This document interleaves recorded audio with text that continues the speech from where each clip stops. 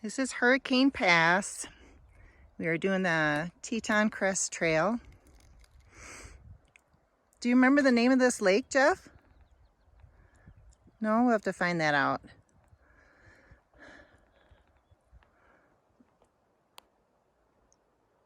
And this is the back side of the Tetons, is that right? Yep, that's Grand Teton. Okay. We got Mandy here, she's 15 down to 60. I'll be 55 in a few days. How many miles did we walk to get here from start? Probably 3.5. Okay. But we started, this whole trail that we're going on is about 40-45 miles long, right, Jeff? Yep.